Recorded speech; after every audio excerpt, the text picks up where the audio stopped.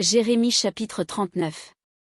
Lorsque Jérusalem fut prise, la 9e année de Sédécia, roi de Juda, le 10e mois, Nebuchadnezzar, roi de Babylone, vint avec toute son armée devant Jérusalem, et en fit le siège.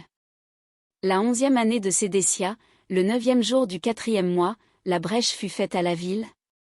Tous les chefs du roi de Babylone s'avancèrent, et occupèrent la porte du milieu, Nergal-Sharetzé, Sangar-Nébu, Sarsekim, chef des eunuques, Nergal-Sharetzé, chef des mages, et tous les autres chefs du roi de Babylone.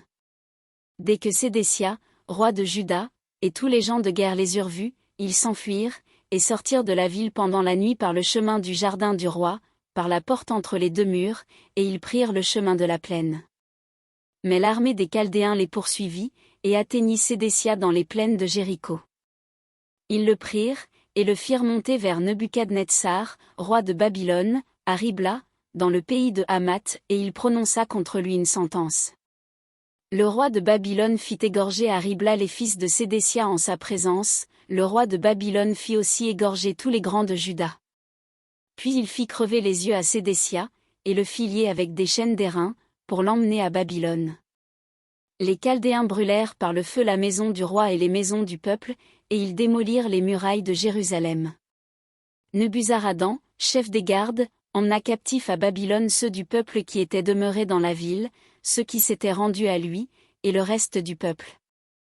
Mais Nebuzaradan, chef des gardes, laissa dans le pays de Juda quelques-uns des plus pauvres du peuple, ceux qui n'avaient rien, et il leur donna alors des vignes et des champs.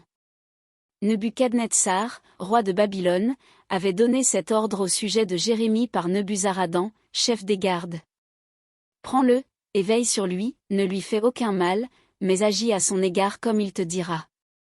Nebuzaradan, chef des gardes, Nebuchadnezzar, chef des eunuques, Nergal-Sharetzé, chef des mages, et tous les chefs du roi de Babylone envoyèrent chercher Jérémie dans la cour de la prison, et ils le remirent à Guédalia, fils d'Achikam, fils de Shaphan, pour qu'il fût conduit dans sa maison. Et il resta au milieu du peuple.